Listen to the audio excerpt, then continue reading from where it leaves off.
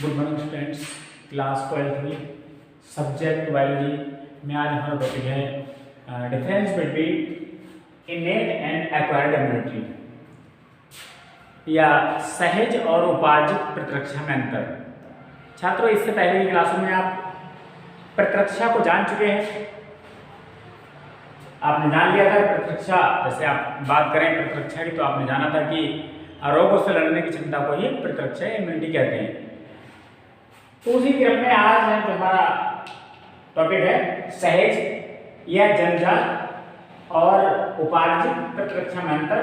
यानी आज हम पढ़ेंगे सहज प्रतिरक्षा क्या होती है, सहज प्रतिरक्षा और जन्मजात प्रतिरक्षा में क्या अंतर है। देखिए आपके सामने नोट्स बने हुए हैं, आइए देखते हैं, डिस्कस करते हैं इसे। हमने देखिए दो कॉलम एक टेबल बना लिए। पहले कॉलम में लिख लिया यहाँ पर सहज प्रतिरक्षा या जन्मजात प्रतिरक्षा। सहज प्रतिरक्षा को जन्मजात प्रतिरक्षा भी कहते हैं या इसे इनेट इम्यूनिटी भी कहते हैं। सेकंड कॉलम में देखिए लिखा है उपार्जित प्रतिरक्षा या एक्वायर्ड इम्यूनिटी। तो आप भी देख लीजिए, बना लीजिए ऐसे। तो आइए देखते हैं। देखिए जो पहले प्रकार की प्रतिरक्षा है यानी कि जन्मजात प्रतिरक्षा या सहज प्रतिरक्षा या इनेट इम्यूनिटी, यह प्रतिरक्षा अविशिष्ट प्रतिरक्षा होती है। ये जो प्रतिरक्षा होती है वो अविशिष्ट प्रकार की प्रतिरक्षा होती है। दिस मीन्स कि इस प्रकार की प्रतिरक्षा में ये प्रतिरक्षा सभी लोगों के प्रति होती है। सेकेंड देखिए, ये प्रतिरक्षा रोग विशिष्ट होती है। यानी कि उपार्जित जो प्रतिरक्षा होती है वो एक रोग के लिए एक विशिष्ट प्रकार की प्रतिरक्षा होती है। रोगों के लिए अलग अलग प्रकार की प्रतिरक्षा होती है, यानी कि ये क्या होती है, रोग विशिष्ट होती है। सेकेंड पॉइंट देखें, यह प्रतिरक्षा हमारे शरीर में जन्म से ही मौजूद होती है। इसका मतलब क्या हुआ, यानी ये जैसे ऊपर लिखा भी है कि यह प्रतिरक्षा क्या होगी, जन्मजात होती है, अर्थात हमें अपनी मां से प्राप्त होती है। आप जानते हैं, आपने ना सुना भी होगा कि भाई जब बच्चे का जन्म होता है कहते हैं उसको तुरंत माँ का दूध पिलाइए, माँ की बॉडी चिपका कर रखिए।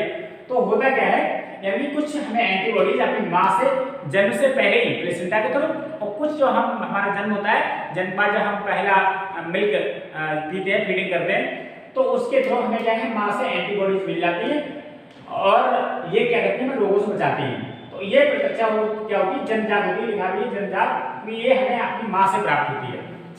वहीं याद रखिए, यह जन्म लेने के बाद उत्पन्न होती है। यानी ये प्रतिरक्षा हमारे शरीर में जन्म लेने के बाद उत्पन्न होती है, बनती है, ग्रहण की जाती है। थर्ड पॉइंट है, रोग जनकों के प्रवेश में विभिन्न अवरोध खड़ा करती है ये प्रतिरक्षा। यानी इस प्रकार की प्रतिरक्षा या सहज प्रकार की प्रतिरक्षा में रोगाणु जब हमारे शरीर में घुसता है, घुसने की कोशिश करता है, तो हमारी बॉडी तमाम प्रकार के बैरियर्स उत्पन्न करती है, यानी उसके शरीर में घुसने के प्रवेश पर रोक लगाती है। जैसे ही कोई रोगाणु हमारे शरीर के संपर्क में आएगा, हमारी बॉडी उस पर एक रोक लगा देगी, अवरोध लगा देगी, एक कवर बना देगी, घुसने ही नहीं देगी।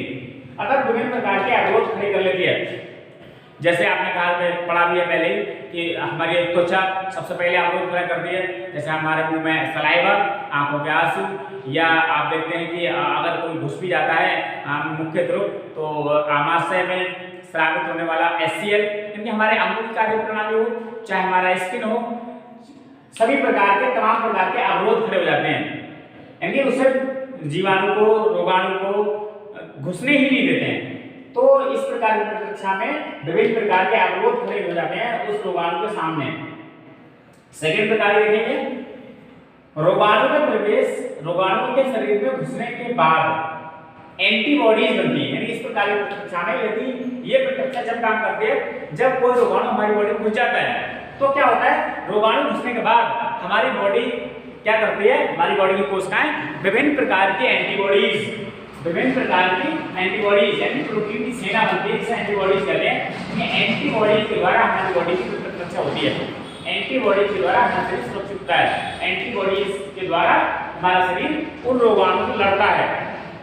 नेक्स्ट देखिए, इसमें स्मृति कोशिकाएं बनती हैं। इसका मतलब क्या हुआ, मेमोरी सेल्स, यानी जो इनेट इम्यूनिटी है उसमें मेमोरी सेल्स नहीं बनती है, जबकि उपार्जित प्रकार की प्रतिरक्षा है वो स्मृति आधारित होती है, पर मेमोरी सेल बनती है। इसका मतलब क्या हुआ, जैसे ही हमारी बॉडी में कोई रोगाणु घुसता है, तो प्रथम प्रकार तो उसके विपक्ष में क्या होता है, स्मृति कोशिकाएं बन जाती हैं। यदि हमारे शरीर में कोई रोगाणु घुस जाएगा, घुसने के बाद हमारी बॉडी में कुछ स्मृति कोशिकाएं बन जाएंगी, और यदि उसी रोगाणु से अगर हमारा दोबारा सामना होता है तो स्मृति कोशिकाएं याद दिला देंगी हमारी बॉडी को। तो हमारे बॉडी में एंटीबॉडी बहुत तेजी से कार्य करती है, यानी जब हमारी बॉडी में कोई पहली बार रोगाणु घुस जाता है तो पहले प्रकार की अंतक्रिया बहुत स्लो होती है, धीमी अंतक्रिया होती है, जिसे प्राथमिक अंतक्रिया करते हैं। और वही रोगाणु यदि दूसरी बार हमारी बॉडी में घुसता है तो हमारा शरीर बहुत तेजी से अंतक्रिया करता है, तीव्र अंतक्रिया करता है, द्वितीयक अंतक्रिया करता है। नेक्स्ट पॉइंट देखेंगे, यह प्रतिरक्षा यानी सहज प्रतिरक्षा सक्रिय तथा निष्क्रिय प्रतिरक्षा में विभाजित नहीं होती है, जबकि उपाजित प्रतिरक्षा सक्रिय तथा निष्क्रिय प्रतिरक्षा में भिन्नित होती है।